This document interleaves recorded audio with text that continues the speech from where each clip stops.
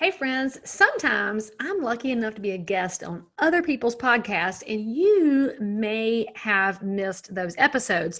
So I thought I would share those interviews with you so that you can know a little more about who I am and what I've been up to in areas even outside of real estate or mortgage. So this episode is a little different than usual. I won't be the host, and I'll actually be answering more questions than I ask.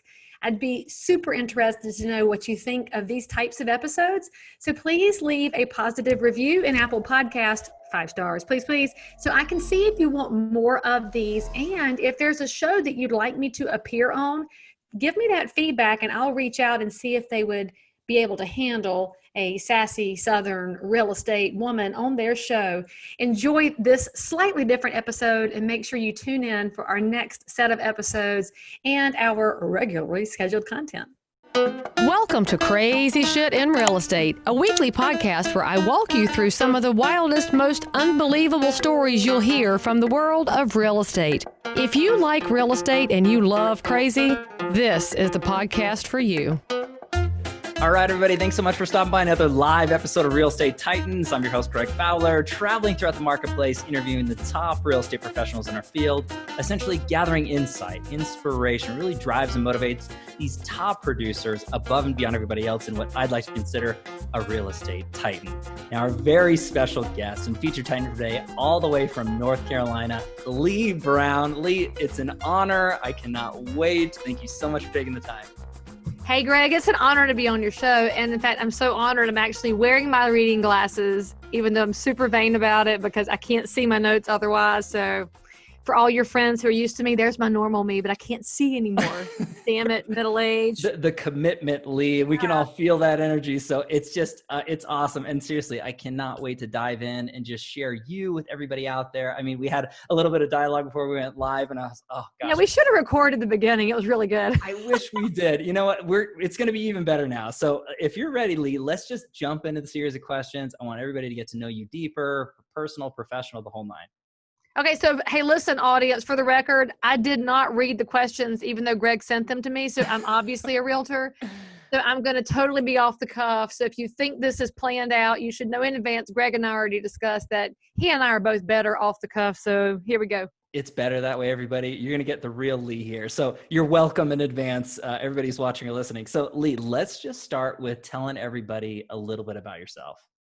Well, let's see, Greg. I'm from Concord, North Carolina, established in 1796. We are very old and famous. In fact, my city's older than your whole state, which I kind of love that. Oh, that is that amazing. Right? It burns Colorado a little bit. It makes us feel young, but I guess. Doesn't burn y'all right now. It's cold out there. But yeah, I am 20 years in real estate, so I am halfway to Realtor Emeritus. Whoop, whoop. Wow. And if you're a listener to this show and you're not all dialed into Realtor World yet, you should know that Realtor Emeritus is 40 years in the business and they get a really special pin with 4 rubies on it. Mm-hmm.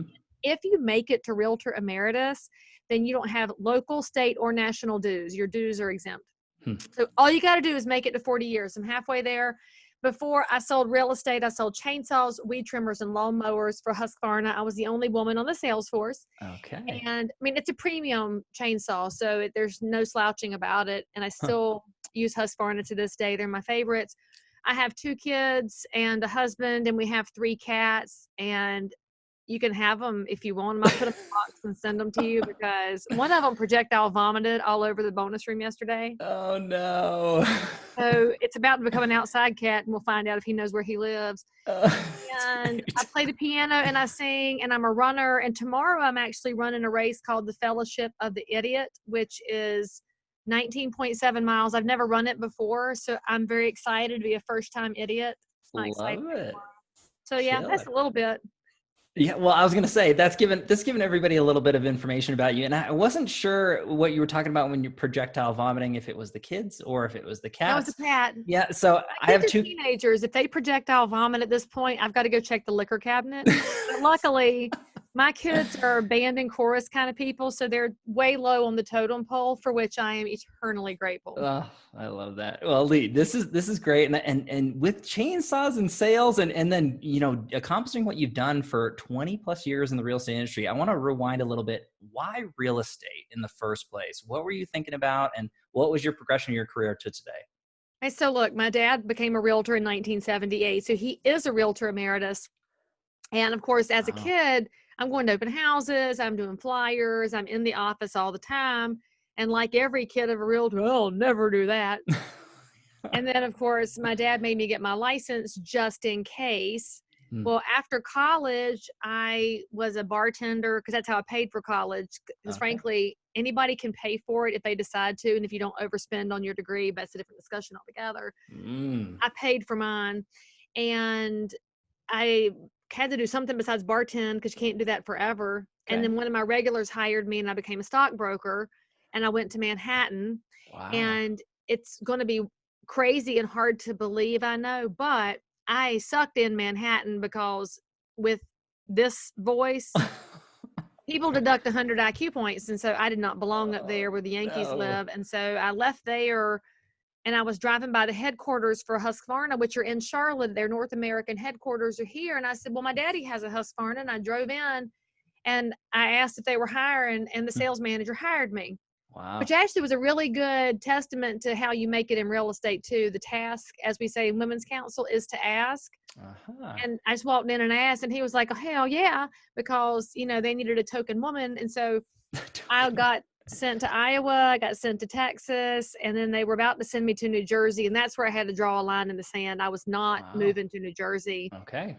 And I called my daddy, and I'm like, I don't want to, I didn't like corporate life. I mean, you're under somebody else's rules, and you're going to move when they say move, or you're done.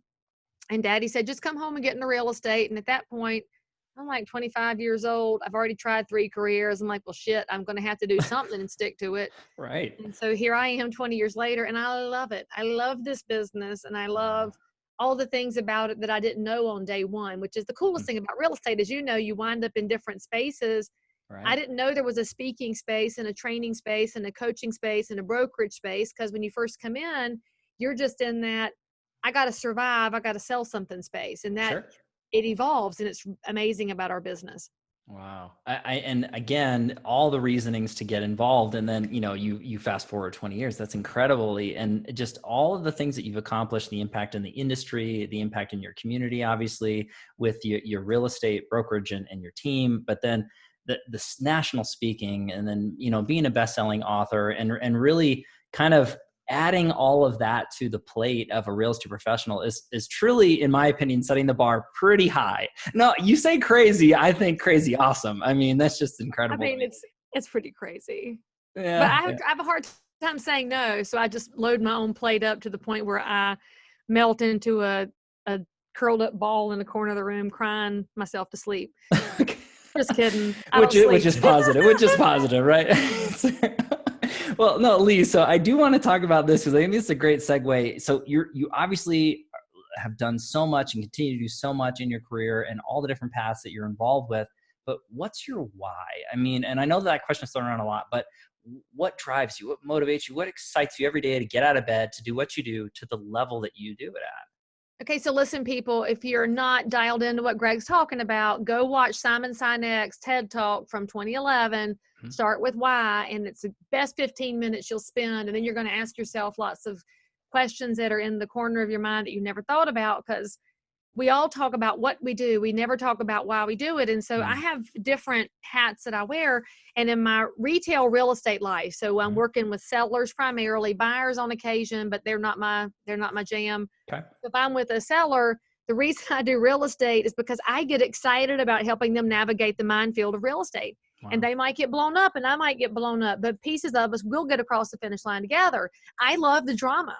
I love the wild, insane situations that we deal with in real estate. Like this one time when I had a closing that blew up because the buyer got in a car accident and no longer had down payment money. Whoa. And as a realtor, you start to get mad. You're like, what did he buy? Furniture? And well, actually, no, he had to replace his prosthetic leg. And I'm like, Whoa. We'll sign the release. It's good. And so you Yeah. have those situations that come up, and I love helping people through that. And that's what we do as realtors when we do it right. We're solving for things that they never knew needed to be solved. But then I look at the other side of my life, my speaking life, and that's in its own transitional space. It started off with teaching other realtors how to do what I do, because you'll find this, friends, if you are really good at real estate, you hit the point where the money means nothing anymore. Right. You can make so much money in real estate, and then you say, you know what?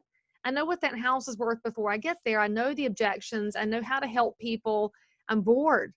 Because a lot of our really big producers in this business get bored because they're so good at the craft of real estate. Sure. And then you have to ask yourself, how do you reach behind you and bring somebody into your space? Because we have to replace ourselves with more great professionals. So I started teaching and being on panels, and found out I love microphones. Obviously, I have my really good blue microphone here. Yes, And very nice. you fall in love with other people's potential. And so I get excited every time I have the opportunity to get on stage, because Greg, every time I'm speaking, somebody out there needed me, and I don't know who it is. Only God knows. And I don't know what's going to come out of my mouth, obviously, because everything I do, I pretty much just let it out. But they'll come up to me at the end. There's tears in their eyes, and they're like, you said this or you said that. And maybe they're doing business the right way, but they need to be affirmed, because real estate is this really interesting space where we're entrepreneurial and we're renegades, but we really do a lot of things the same way. And so anybody that's living outside of the norm can often feel isolated and alone, and then they find a comrade, and that's amazing. And then somebody else in the room was like, yeah, me too. Well, now they've connected. And so I get to connect the dots. And I like to think about it as Fiddler on the Roof. I'm matchmaker, matchmaker, make me a match. So that's the really amazing part. So I get to watch them go sell houses, because I gave them, even if I didn't give them the tool they needed, I might have given them the confidence they needed, or didn't really give them the confidence, just dusted off the confidence that they forgot they had.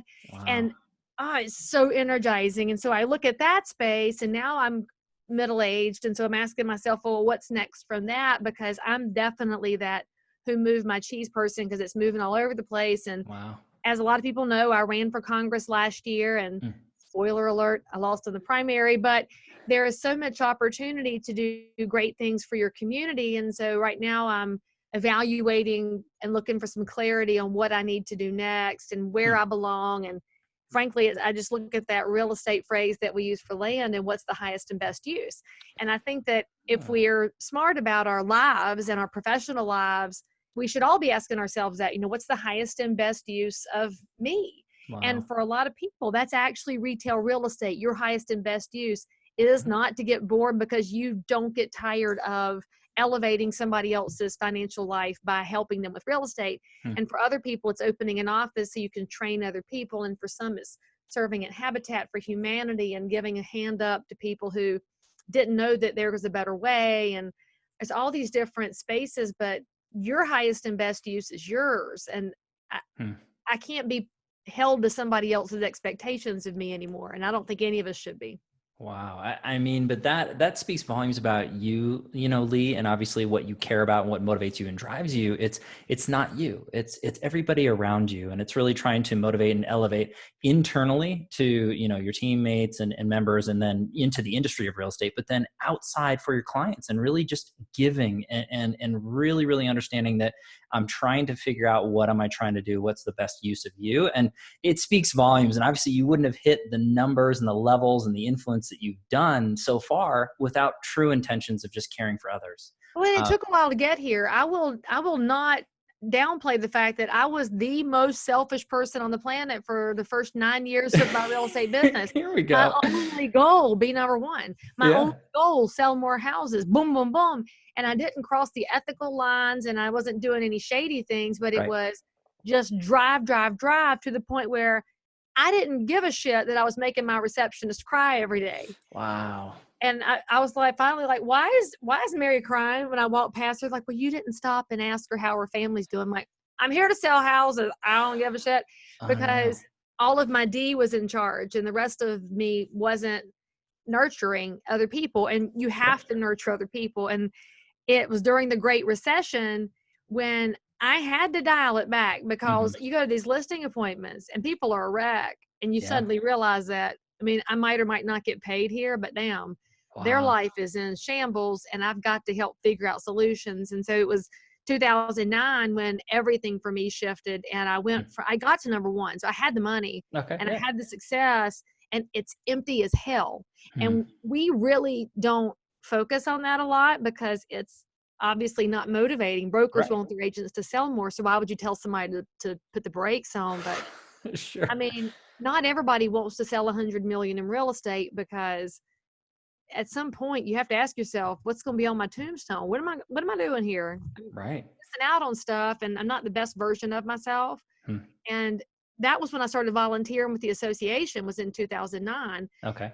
That was what got me out of Selfish Place. I got into volunteering and doing things that I didn't know we did as realtors. And remember, I'm a 9-year realtor. I'm number one in a 10,000 agent marketplace.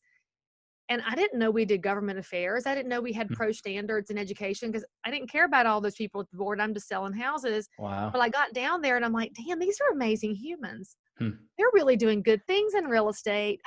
I can learn from them. And so Hmm. it opened my mind. And as I like to tell people, there's things that you can't unlearn. And I couldn't Hmm. unlearn what we do as realtors.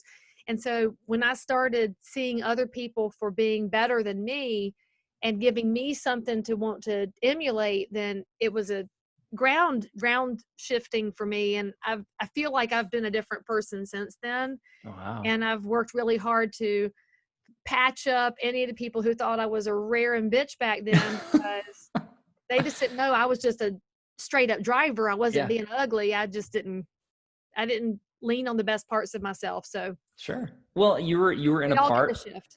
Yeah, well, I agree. We all have to evolve. Hopefully you evolve in a positive way. And you are where you are right now, and you're going to be a different person a year from now. You're going to be a different person 10 years from now. Hopefully, Well, right? hopefully in a good way. And you're always becoming that best version.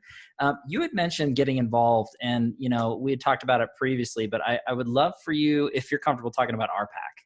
Anybody out there who doesn't know or what's going on? Anybody who's out there that's like laughing right now, they're like, oh yeah, ask her about RPAC. So first of all, if we're going to talk about RPAC, we're talking about the American dream. You know what that means, Greg? It's time to salute the duck. There we go. Let's salute the duck. Everybody salute out the there, duck, people. salute the duck with us, please. That'd be great. This is our new hashtag. We're going to salute the duck. He was actually sent to me by one of my realtor friends, and I apologize, friend out there, if you're watching, because I don't remember who sent it to me. And I Bummer. would have written his name on the bottom so I would remember. It says SS, and I don't know what that means, but it was probably like SOS at some point. Help. Yeah.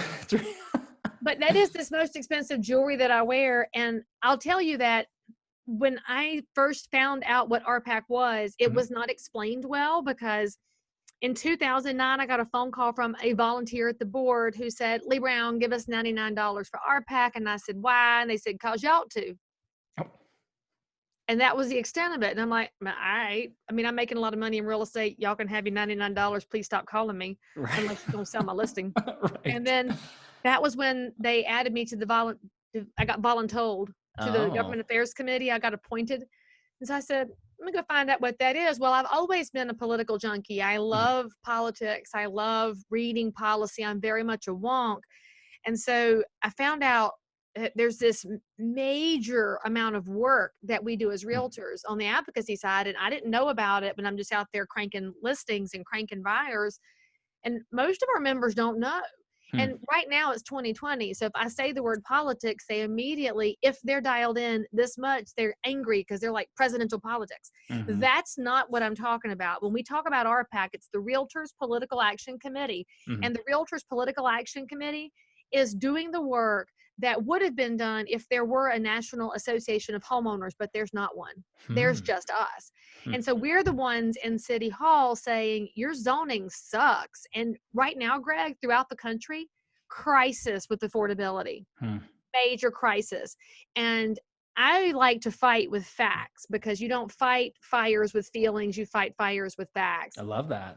And the elected officials in a lot of these markets would love to blame builders and developers. Y'all need to just build more and build cheap stuff. Well, let's talk about that for a second, because cost of labor's gone up. Right. The cost of materials has gone up. But the thing nobody wants to talk about is the regulatory burden is out of control. Wow. So in the state of North Carolina, we're still an affordable state. We're nothing like California or, God forbid, Boulder. I mean, what's the average price in the center of Boulder is like 1.2 million now. Yeah, A normal person just has under to 2 million. drive way the hell in to get a spot. And what's Boulder done? They've shut down Airbnb, so there's no short-term housing. They've shut down new construction. They've shut down density because not in my backyard. And so it's funny, the people who claim to want to look out for the little man the most are the ones doing the most to keep the little man out of their backyard. But that's a different discussion. And so North Carolina, let's go back to my affordable state. Yeah. Average new construction house is going to run around the 275 mark.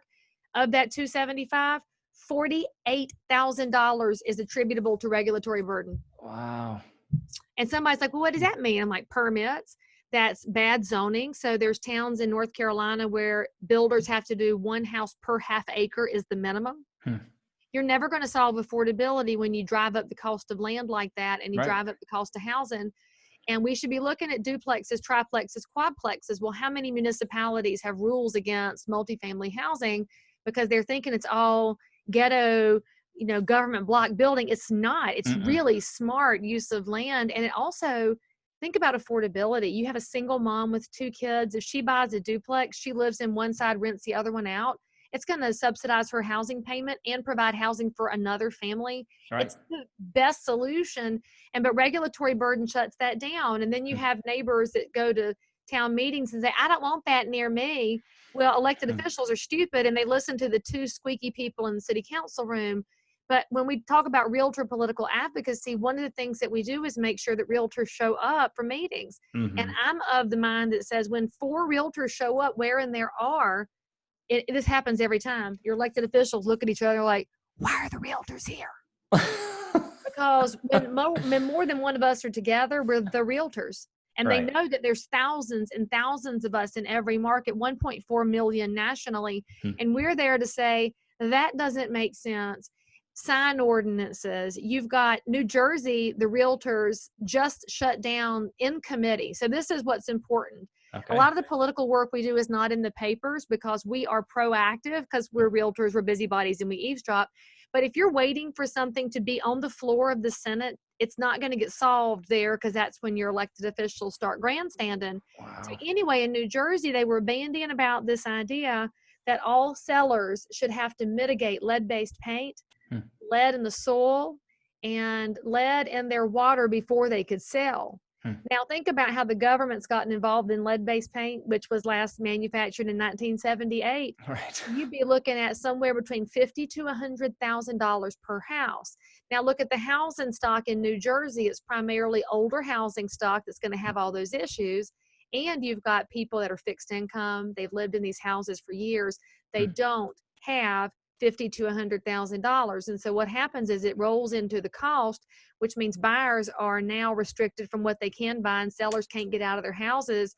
And it was the realtors who saved that. Not that we're against good environmental decisions, but that's a property rights thing. It should be between the buyer and seller to decide how critical that is and how do you solve it. And so we got that handled in committee before it became a big issue. That's why I'm involved. Because I know that if I'm not involved, then this is at risk. Because we are the American dream. And in fact, I'll give you the stat that gets to me. There's 2 stats that get to me. The first one is this. The average renter in America, by the time they retire, has saved between $5,000 and $7,000. That's it. Because if you're renting, you're chasing that payment for all these years. And so your housing cost continues to rise, may or may not be commensurate with your wage increases. The average homeowner, when they get to retirement, has $200,000. Now, granted, it's illiquid and it's in their real estate. And it's why I don't like it when we as realtors talk about building wealth, because $200,000 is not wealth. But what that $200,000 means is financial stability. They're going to have a chance of surviving without having to go on the dole until they are dead. And that's important. Because not everybody wants to be a greeter at Walmart, and not everybody wants to have to work until they drop. So we're giving people that opportunity. And so we have to make sure that we are talking about that as often as possible, not just to our millennials, because they're so spoiled right now by their rentals. Right. And I challenge realtors to go look at the new apartments in your marketplace. Go see why millennials aren't buying. It's because that rental has granite and stainless steel and a concierge, and it's got all this schwanky stuff and an exercise room. And then they take that same monthly payment to buy a house that's got laminate countertops and popcorn ceilings and carpet, and they're like, Right. I mean, yeah, it's mine, but bleh. And so they stick with their schwanky rental. And so we have to overcome that cognitive dissonance that HGTV started and that our new apartments have completed. Wow. But the other thing I want us to consider outside of millennials is if we look at some of our constituent groups as Americans, the American homeowner rate right now is 64.1%. Okay. Now, if you look at our data, we should be around 67 to 68% is where full home ownership lands because of people who can't buy a house, shouldn't buy a house, lots of reasons. Okay. And the highest we were was at 70%, and that was during the Clinton administration when we all know the money was too loose because the government was forcing loans, and that's why you had a large segment of the population that got foreclosed on because they weren't financially ready for home ownership. And so we don't want to push people where they don't belong, but we've got a gap right now, and that 3% is a lot of people. But know this, the African American home ownership rate, 42.6%. That's a 22-point gap. Wow. That's not right. It's not that African Americans are less qualified to buy houses. Why is there that gap? I believe a lot of it is education. And are we reaching people in a way that says, if you're not there today, let me help you get there, so that we as realtors have to be that long-term solution provider. Because if we leave a large segment of the population in rental, not because they can't own, but because they don't know it's possible, then we're keeping people from financial stability. And so I want us as realtors to remember our political advocacy work is not about lining candidate pockets. It's about doing the research and knowing the data so that we can take that information to our own communities and say, hey, did you know this? And what can you and I do together to make it better? Leigh, That's a long answer, but it's so important, and it's not sexy. But we have to make housing policies got to be sexy again. Well, and I agree with you 100%. I know there's so many people who are watching or listening to this. They're saying, yes, Leigh, like they're really amped up about what you're saying, but it's not brought to the attention to the masses in the proper way. In my opinion, I agree with you. So when it comes to getting involved, because it starts with obviously you as a professional, as a real estate professional, and then bringing it to the markets and segments. And that's how word gets out. That's how education gets out and further in the masses. So what would you say to anybody through Leigh Brown? What would you say to anybody who's watching or listening to get involved? I mean, what is it?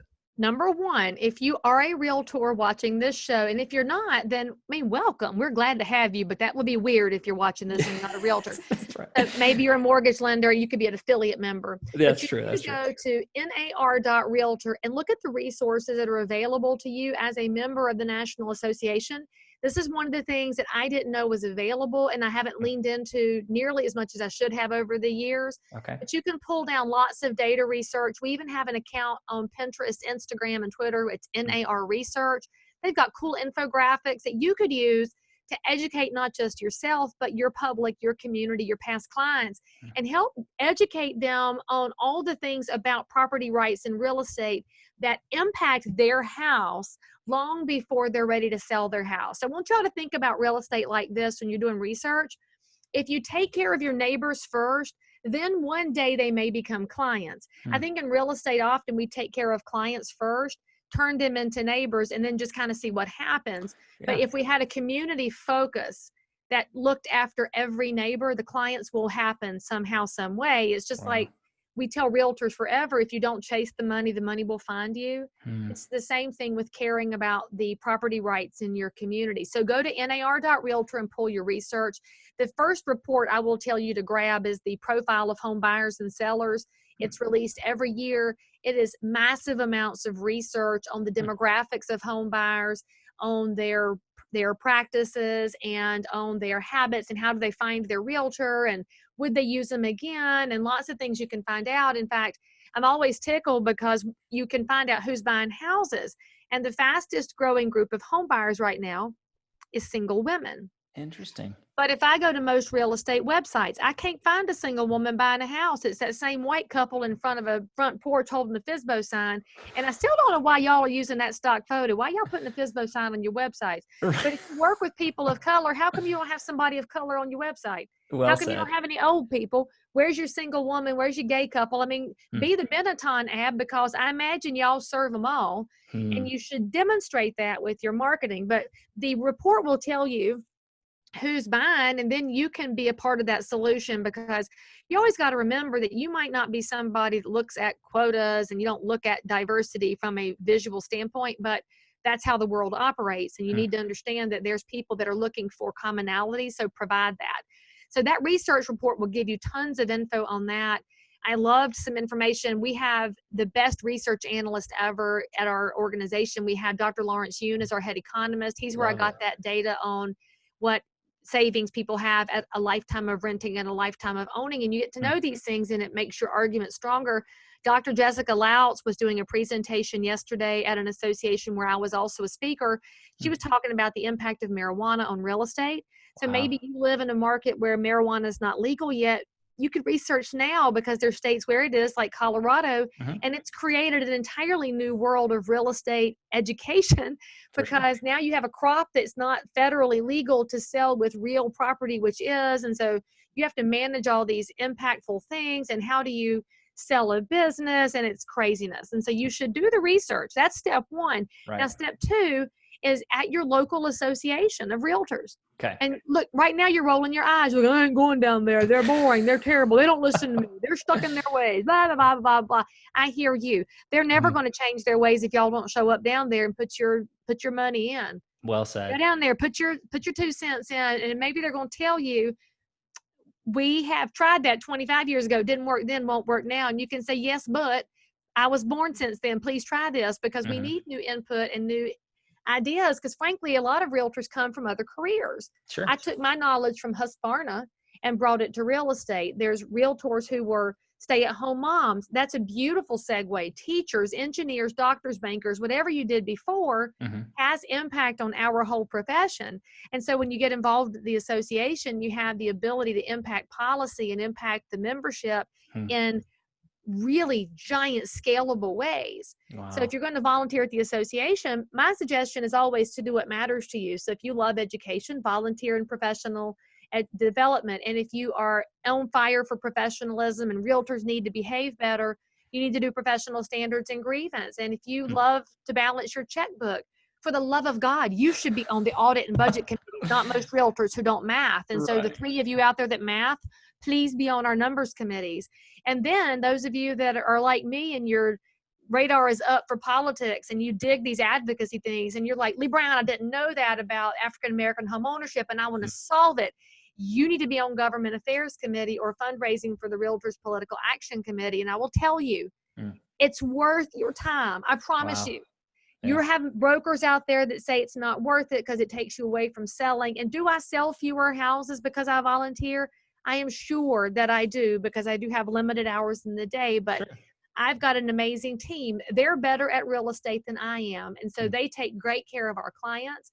I still sell some houses. My volume is lower than it used to be, but I still make an amazing living in real estate. But now I get to impact millions of other people's lives. I will take that as a trade-off all day long. And the way I got here, y'all, is by volunteering locally. Government affairs, I volunteer at my state association. I volunteer nationally. I became a speaker not because it was about me getting Leigh Brown out there, but because I can be impactful. And so I've also done a lot of blend of my volunteer life and my educator life, which I wish more speakers would do, that they would get involved here because they're in front of our members. And that if they would just remember they're covering a lot of angles, we can all get way more powerful. But I can't stress enough that it's daunting and intimidating to volunteer with people who've volunteered as career people for 30 years. And if you get lost and don't know what to say, you can message me and I will help you. I will find you a mentor. I will get you connected. Although frankly, you could do that yourself. But if you get lost and confused, just reach out to me. I will be that person for you. There's so many people in this association. They are my best friends. They are my confidants. They are my brain sisters and brothers, and I didn't know them before I volunteered. And so I closed 43 agent referrals last year from around the country, and that was gravy in my business, and that was really good gravy. Sure. They're not sending me referrals because I'm the only realtor in North Carolina. They're sending me referrals because they know who I am and what I stand for. Wow. And volunteering gives you a chance to demonstrate that in a way that's not just about humble bragging about your volume, which means, Greg, can I please tell your listeners, would y'all please stop humble bragging? Yeah, would you please stop taking your awards and holding it up and say, I'm just so humbled to have won my award. Instead, salute the duck. Salute that duck. You humble brag, you salute the duck, and remember that as a realtor, you are the cornerstone of home ownership. You are the American dream. And you bragging about your volume doesn't do shit for making people come to you. Well said. Well, and then some. Leigh, I mean, this info, I need to salute you and the duck at the same time. Salute the duck. Because Leigh, everything you're saying should be resonating loud and clear with the viewers and listeners of this particular episode. And I think that it's incredible, the passion that comes out of you. And again, there's so much opportunity. And you said it here too, Leigh. No excuses. Reach out. She literally said, everybody, if you need something, Leigh's there. Now, I'm not going to make any promises for Leigh because she's very busy, but she'll get to you when she can, as far as direct messages, things like that, phone calls. Yeah, seriously, that's what Instagram and Facebook and Pinterest and all of those are for, is so we can connect with each other. I do answer my own stuff. Now, it might take me a hot minute, sure, but I will get to you. And if I don't know the answer, I will find somebody who will, because that's how I became successful in real estate, frankly, is if I didn't know the answer, I could find somebody who did. And that's why a lot of y'all are successful. That's your cornerstone, is finding the connection. Okay. Well, Leigh, and I think that's a beautiful segue into this next question. And this is a crowd pleaser, this particular series, because everybody who tunes in, they want to learn from the Titans. They want to understand how they've grown their business and success. So if you could look back at your career thus far and pick or choose one or two things that you added to your business that took it from one level to the next, what's that look like for you, Leigh? I know this is going to be wild and crazy. Let's do it. This thing, it makes outbound phone calls. Whoa. Wait a minute. Hold on. That? Pause that. Rewind that, everybody. In 2020, this little computer that lives in your hand makes outbound phone calls. And before you say to me, Leigh, I don't know who to call, I need to go buy some leads. If you people buy one more lead from Zillow or any of those other websites, I will come through the computer and punch you right directly in the throat, because you hate those websites. And all that you need for your real estate business is right here. And you go to this little thing called contacts and you mash that. And then look, here's somebody in here. Oh, he just got out of jail. I probably should call him. I'm not putting his name on the screen, but he did just get out of jail. He calls it camp, which means he and his wife are ready to start their life over again. Sure. And so I can call him outbound. And here, and then you're going to say, but Leigh, what am I going to say? I can't tell him I know he went to jail, because that's just, busy. But obviously I'm Southern. I can say lots of things with my accent that you people can't say. But here's what I would do. I would call and say, hey, friend, it's Leigh Brown with RE/MAX. How are you? And you know what he would say? Oh, hey, how are you? I say, I'm good. I was just thinking about you. There you go. The end, y'all. That's all you have to do. Wow. If you would call people who know you and tell them hello and tell them you're thinking about them, they'll just start talking. Right. You don't have to say, well, who do you know that needs to buy or sell a house? Market's moving. Who do you know that's moving? And, I'd love to be your realtor of choice, or whatever bullshit you people say. Right. People send the really bad coaches at $1,000 a month where you don't even do what they tell you to do, but that's a different discussion. This is it. So whenever my business is in the toilet and I don't have enough leads, I just start calling people. And in my office, we have a very simple rule. One a day. Just one a day. 8 a.m., we all make one outbound phone call to somebody in our phones. And generally they answer because it's somebody that's saved in our phone and we know them. Right. And they're glad to hear from us. And if they're not, then we can leave them a voicemail. And my voicemail always says, if you need me, call me back. Wow. So it's very simple. They don't feel obligated if they don't need me. And if they did, then they know they can. And so I will tell y'all, there's no secret sauce to real estate except hard work and discipline. Okay. It's hard work to make daily phone calls, but if you make one, you're very likely to make two. You don't have to do an hour of power. I'm just going to tell y'all, though, you've substituted that for this. You like to scroll your Facebook timeline. You like to scroll your LinkedIn and give some thumbs up. That ain't prospecting. That's lazy. That is straight up laziness. I love it. And if you're a millennial listening to this, you have a major leg up, because if you're a young person who makes outbound calls, you are not even head and shoulders above your competitors. You're like a mountain and they're a valley. And then you want to take it one step further. Get yourself some stationery, some personal notes. I send out mail all the time. I got a whole box of it up under my desk. I buy personalized stationery because I don't like those ones that come from Brian Buffini because they're cheesy. And I use heavy stock because I'm a Southerner and believes in good monogram things. That's right. And I write notes and I send them out. And I handwrite it. Love it. With an ink pen. I mean, y'all really make this too hard. If you send out 5 notes a day and make 1 call a day, that's consistent, discipline, prospecting. The phone will ring. Your business will grow because these people already know you and like you. And the secret to real estate is being likable. It's not being competent. I wish it were, but it's not. It's not knowledgeable. I wish it were, but it's not. It's being likable. And so if you get them to like you, then hopefully you're out there trying to get more competent and knowledgeable so you don't screw it up when they do like you. But it's doable. You've made it too hard, y'all. Leigh, I mean, the fact that you had mentioned that to me is looking at it from the basis of this should be basics. This should be what every professional is doing, but they're not. And that's a really sad reality in the situation, as you just stated. And a buddy of mine said this years ago. He said, true professionals never leave the basics because everybody's saying, get back to the basics, get back to the basics. The true pros never leave it.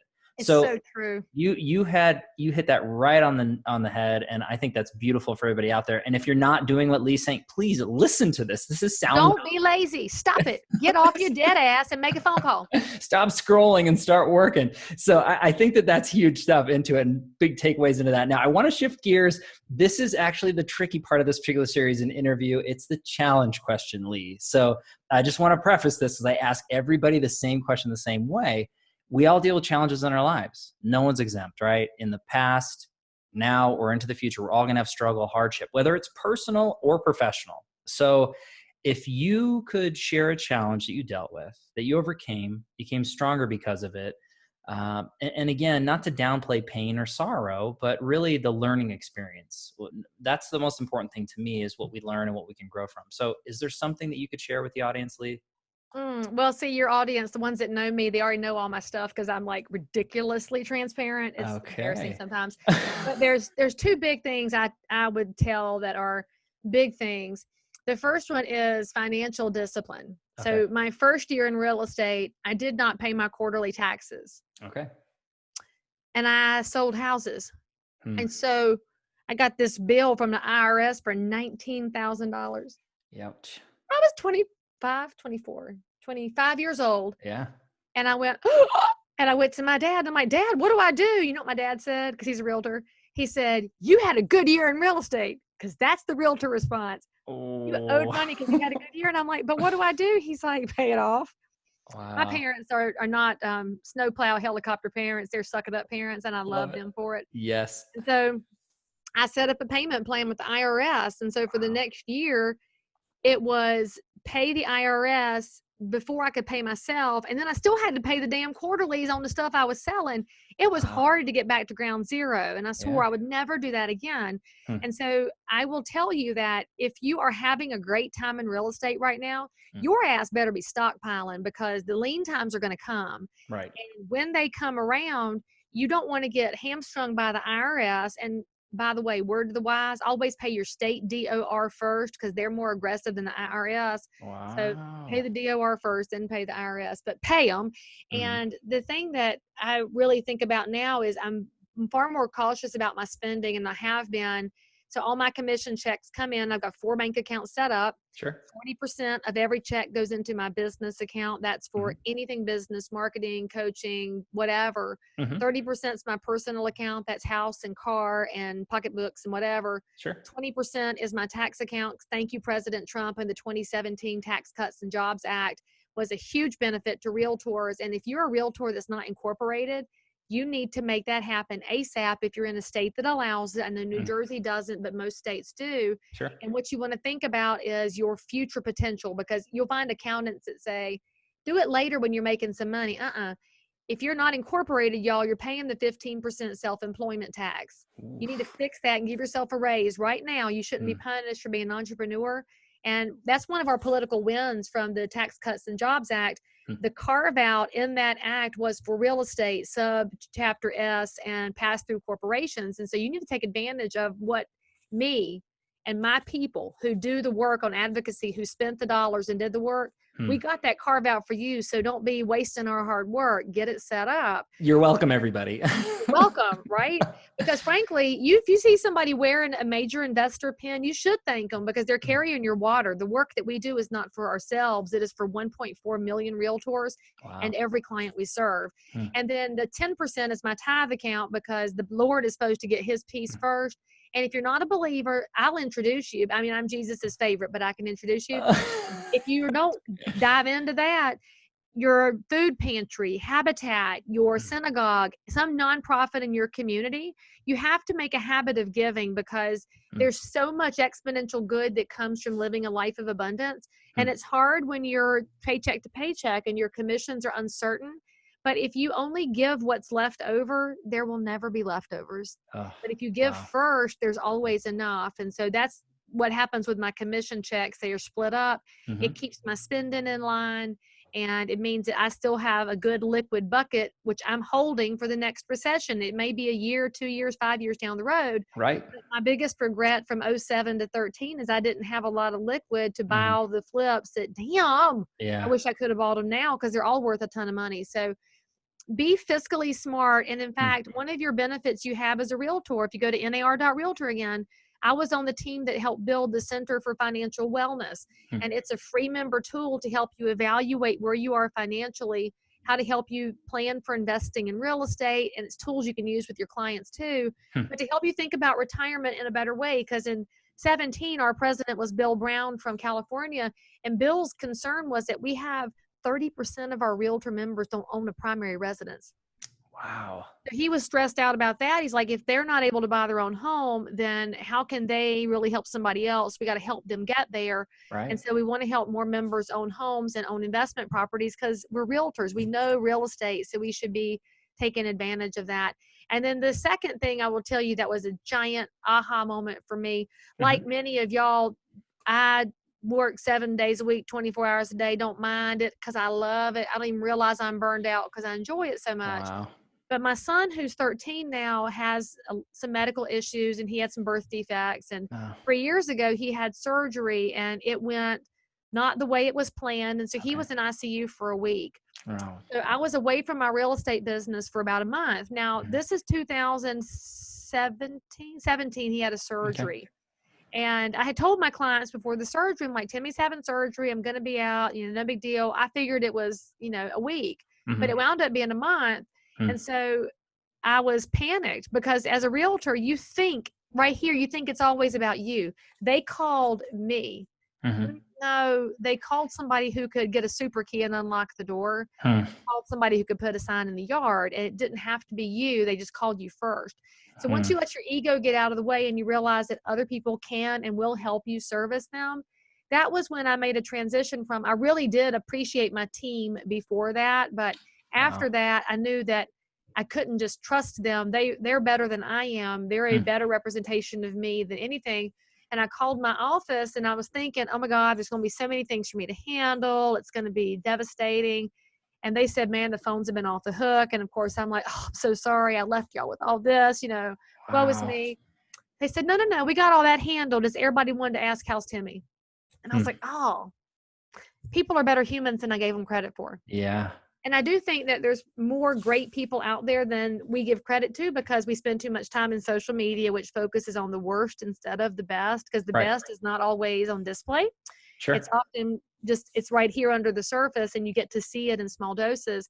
And so it was easy for me to say no after that point. So I've learned to say no to some speaking opportunities, and I've learned to say no to bad sellers who want to cuss at us. And I don't work Sundays, and Timmy has a concert tomorrow. And so I had an opportunity to show property, and I told the client, I can't do it. I can find you somebody else, or you can wait. And the client said, I don't want to bother you when your son has a concert. I'll wait. And so he's waiting 2 days because people will. Yeah. if you allow them the opportunity. And so you think about it in real estate, any of the situations we go through, we as realtors put ourselves in last place so often. We want to take care of our clients, and you want them to be happy, and you'll answer the phone at all hours, and you'll run over and unlock a door, and you'll do. And then they want to help you, and you're like, no, I'm good. You refuse their help, forgetting that for some people, the act of giving is the best part of them. Well And if said. you don't let them give to you, you're taking that opportunity away from them. And we forget that our clients want to give to us as realtors. And it feels awkward, right? You've been at the closing table and your client brings you a gift and you're like, dude, I just got paid thousands of dollars and you've made me a present. And we need to do a better job of graciously just saying, thank you. Wow. This is amazing. Thank you. And not thank you, but just Thank thank you. you. Wow. And my life just continually gets better the more I think about how much grace I've received and how much more I can give, because it brings more in, and I get surrounded by better and better people, and life's just good, Greg. Life's good. Leigh, I love the fact that you're looking at anything that can be in a sad or a downturn sort of scenario into a positive light. And again, I love the fact that you had mentioned really at the end of the day, what you give is what you receive. And that's the truth. And you should be giving that greatness first. And you should really be thinking of others first and going through, but not forgetting to balance and what really matters in life. And there's so much depth to what you just said there. And hopefully everybody is, really appreciative of that particular segment, because I know that I am, Leigh. That's just really inspiring. And again, showing a little bit deeper window into who you are as a person. And it just makes complete sense to me, just hearing all this stuff going through. So I do want to shift gears on a softer question. So we got through the tough stuff, but this is actually my favorite question into the series. It's the travel back in time question. So not that we have a time machine, we can't go back and, well, that I know of, and change anything that we do, because what we've done and been through in our lives made us who we are. But if you could go back though, Leigh, any time frame, any age range, and give your younger self a piece of advice or two, what would you say to young Leigh? Oh, you know what I would tell young Leigh? I would tell her to have zero fucks to give. Yes. Okay. Pardon my French, delicate friends out there. I don't usually use F-bombs on public because I save those for private conversation. This is a private conversation, just broadcast to thousands. That's one of my favorite things in life. Like, I had zero left to give because I cared so much for so much of my life about what other people think. And I forgot that what I think is really okay. Yeah. And I've had people tell me that I need to be quiet more, and I'm not good at being quiet. Yeah. I'm a natural introvert. Okay. I'm an INTJ, which means that we're a tiny piece of the population. I'm very good at the judging. I'm very good at the thinking, and I'm actually pretty intuitive. And I'm an introvert. And so when I learned how to find my voice, I didn't want to put it away. Right. And I see things differently. Now, I'm also a much better listener as I've aged. And so I would tell young Leigh, while you're going to have zero to give, you need to listen a lot harder. Because 20 years ago, I was good at stopping talking to let you talk, but I didn't hear what you said. Now I'm going to hear what you said. I'm going to hear the emotion and the inflection in it.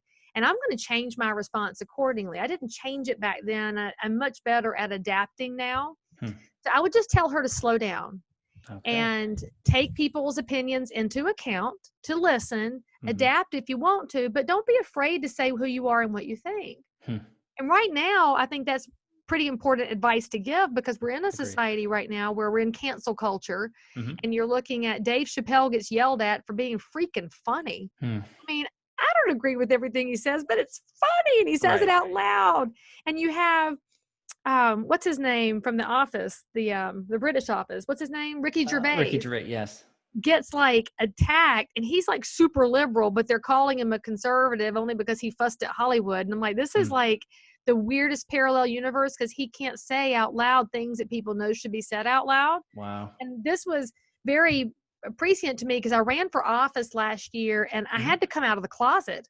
Sure. People know I'm a Republican now.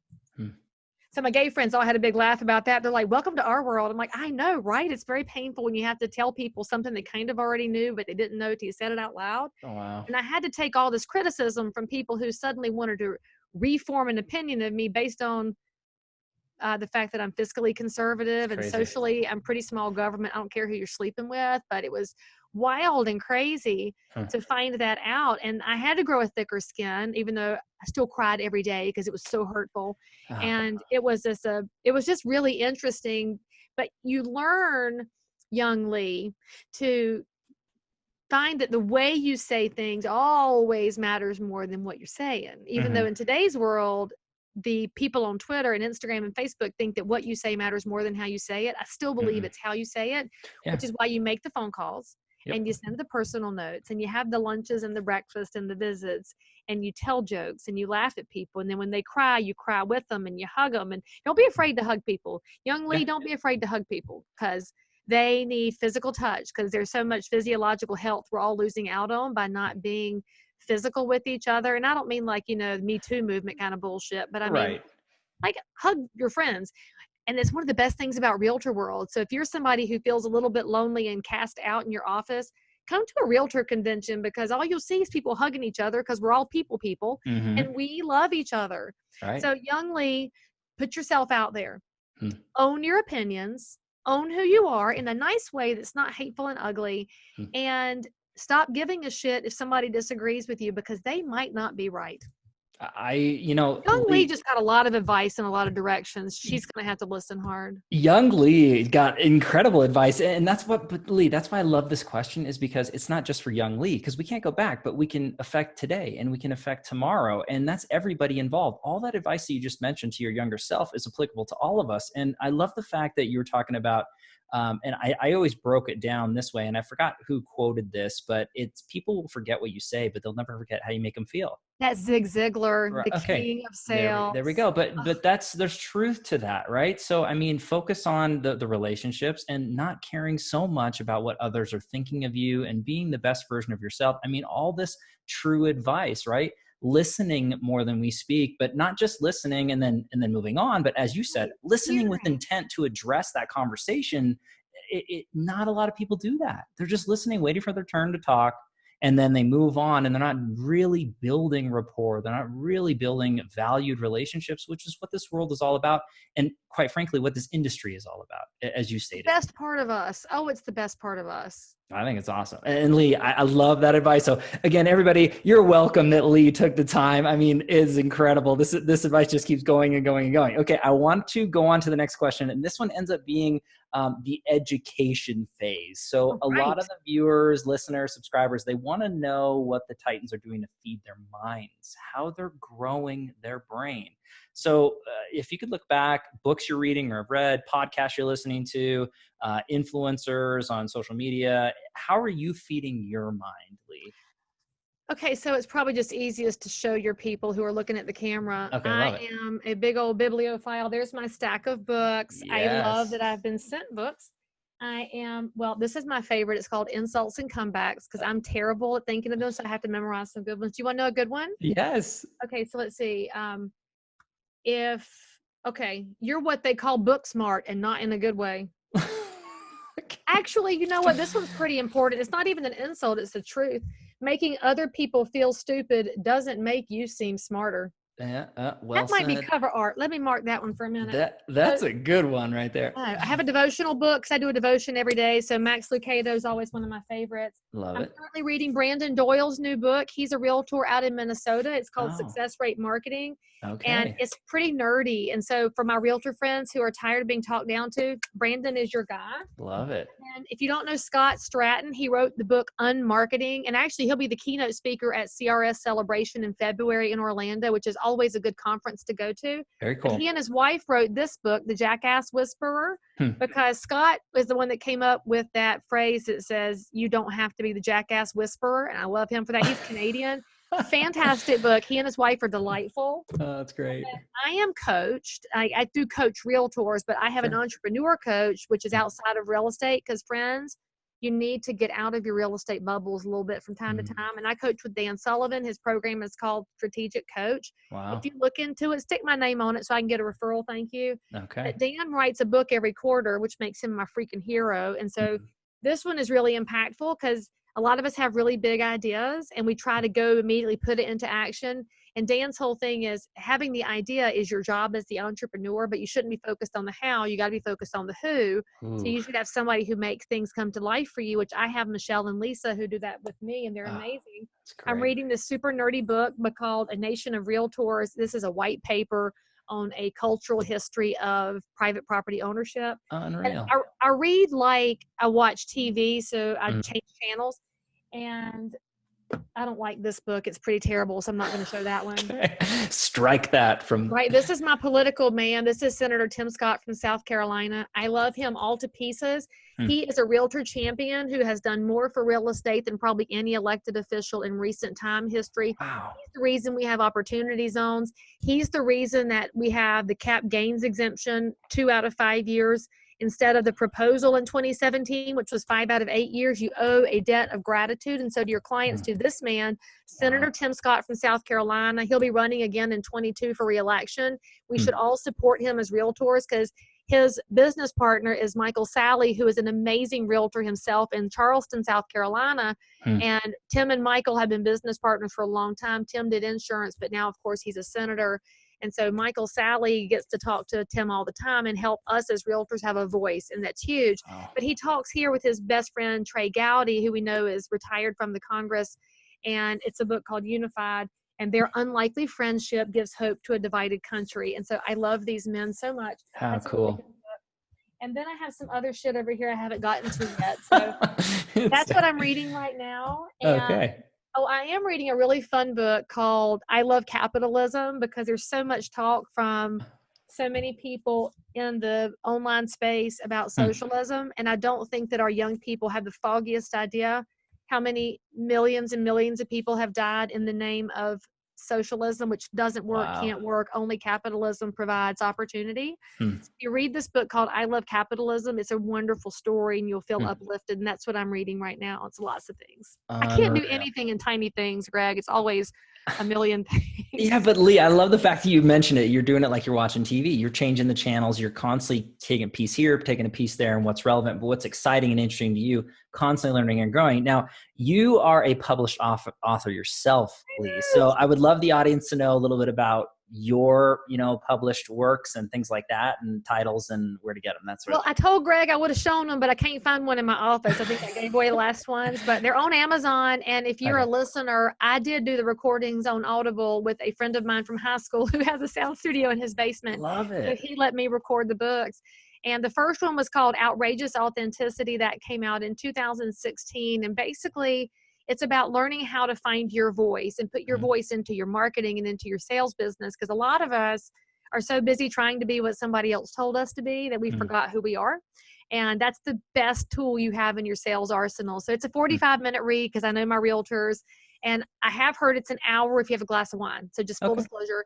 And then my second book came out in 2018, and that's called 7 Deadly Sins of Sales, which is more nuts and bolts for sales. Could be real estate, could be mortgage lending, could be anything entrepreneurial, but obviously it's mostly real estate because that's what I am. Sure. And it's broken down into a lot of the mistakes that we all make, plus some tips for overcoming it and some ideas for re-energizing your business and rejuvenating. That's also my most popular keynote. And so that's where that book came from. The other one just came out of my heart, needing to tell people to quit being what somebody else told you to be. Wow. And then my third book is currently in final edits, and we're negotiating with the publisher, and it's called Peeling the Onion. We took some pre-orders on it back in August, but this publisher thing is a pain in the ass. The other two books were self-published, and frankly, if it weren't for the distribution, I would go back that route again. So if you pre-order Peeling the Onion, it's still coming. If you want to get a copy, it'll be out sometime, because right now I'm at the whims of publishers. And so if you need to write a book, I probably need to do a whole webinar on the nuts and bolts of how to make that happen, because you could all do it. It's not that hard. It's kind of a pain in the ass, but it's a process. Sure. Like listing a house. You didn't know what you were doing the first time. By the 50th time, it's no big deal.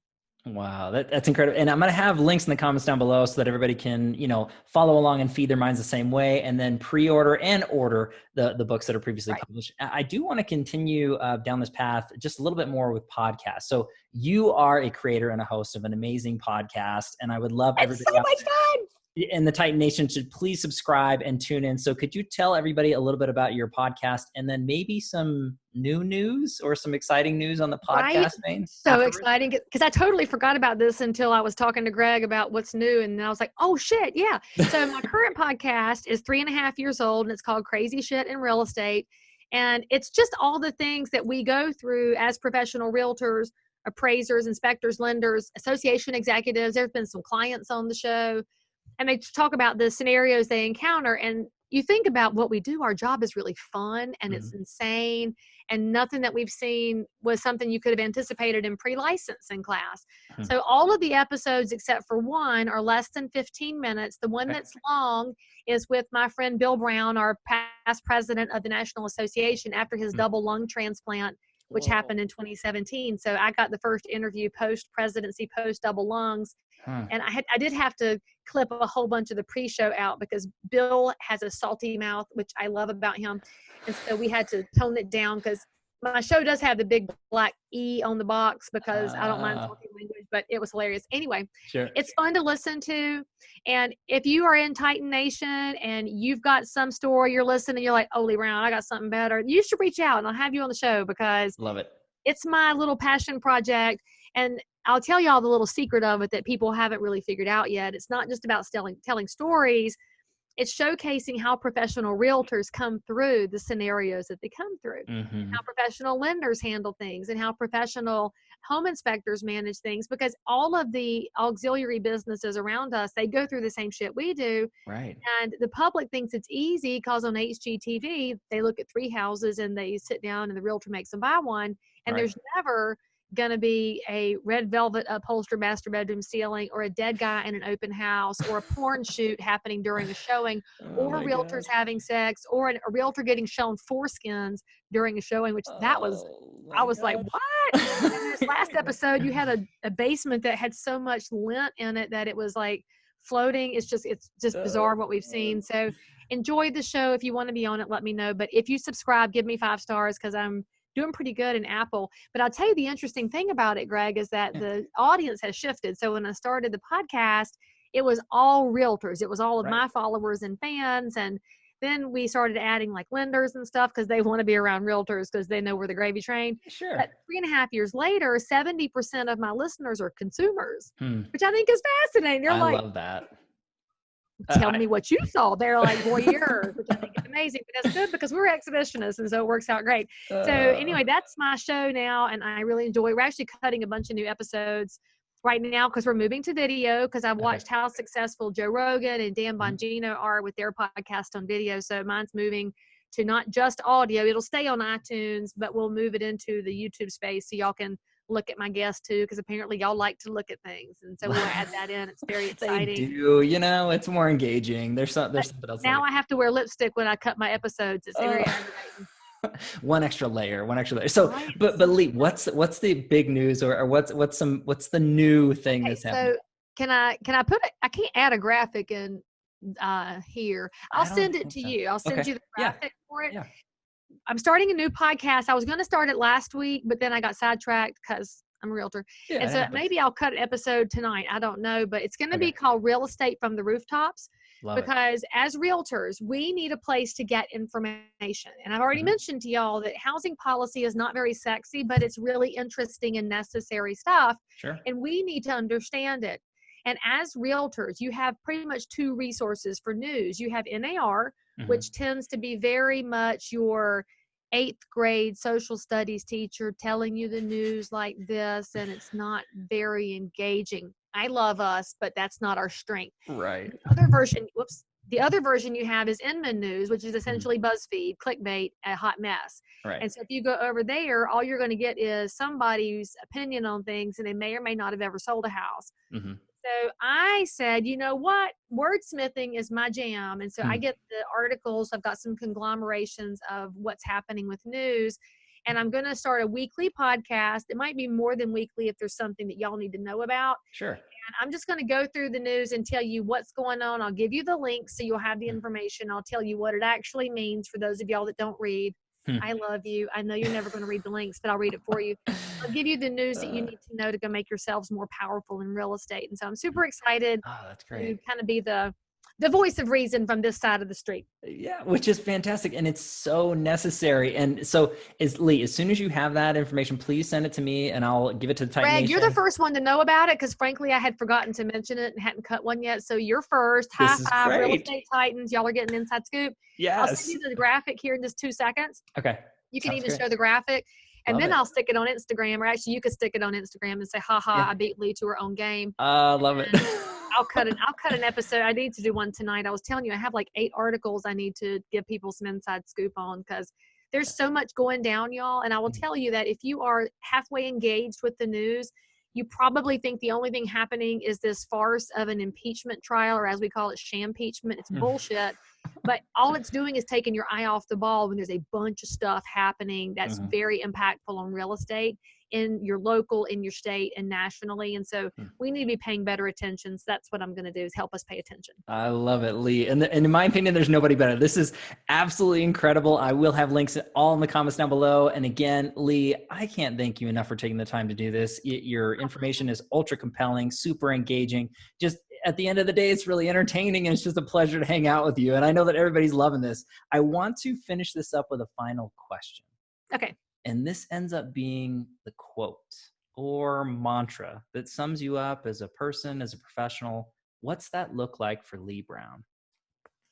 Let me show it to you, the one I live by. I was going to say salute the duck. Well, but it's not like meaningful. So if you people want to use salute the duck as the hashtag for Leigh Brown, I like it. Down with that. Lift up the computer here so you can see where it is in the wall. See that pink up there? Yes.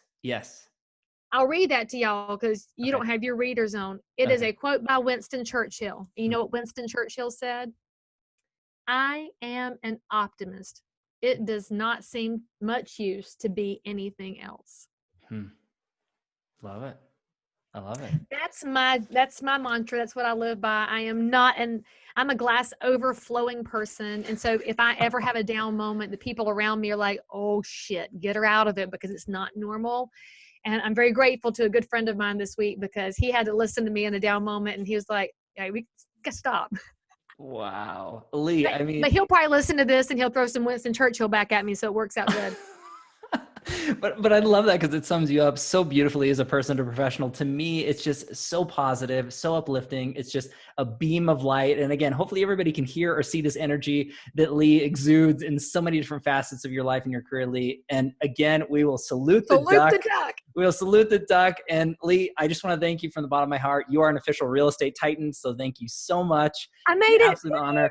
You made it. And I just want to thank everybody out there, as always, for your time and attention, your love and support. If you like what we're doing here with Real Estate Titans, please don't forget to like our Facebook page, subscribe. And share it. You should share it with your realtor friends. Tag them into the comments because how many of y'all have a realtor friend? I'll say friend. They're frenemies. Sure. Yeah. It's that realtor that makes you want to poke your eye out with a dull fork.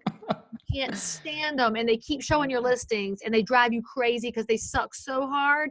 What you need to do is tag them in and say, I want you to be better. Here is an entree into being a better realtor because y'all, sometimes the ones among us that drive us crazy, they just don't know any other way because nobody showed them. So your chance as a realtor professional is to take the people that you can't stand and be the one that shows them a better way. Because if they accept that, they could be the one that changes our profession forever. And maybe you're the catalyst for them. I'll tell you all day long that my only dream in life is that one day I am the footnote in your book. That you say, you know what, I heard Leigh Brown and it sent me off on a path. I want to be your footnote. And so you be the footnote for somebody else because that's what changes everything forever.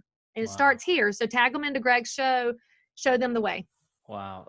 Leigh, seriously, I mean, we need to do a 2.0. There needs to be a 2.0 for the episode because this content, I just love this content. But well, you know what though, Greg, if we're going to do it again, your listeners and your subscribers, they should submit some questions and we'll make it an interactive. Well, hey, I want to ask Leigh Brown this, or I want to call her out on this, and we'll like knock down, drag out, but always salute the duck. Salute the duck. We're going to end it with salute the duck, everybody. So live every Tuesday and Friday afternoon, different Titan, different location. Catch everybody in the next live episode of Real Estate Titans. Thanks. Leigh, thank you so much. I'll see you soon. If you are listening to this episode and you need to tell us something about your crazy life in or around real estate, then tweet me at Leigh Brown or reach me on any of the social networks. That's if you're a broker, realtor, investor, inspector, lender, or just a regular normal human being who happens to have dealt in real estate. Subscribe for more episodes, and as always, we are thrilled that you joined us for some crazy shit in real estate. See you next time.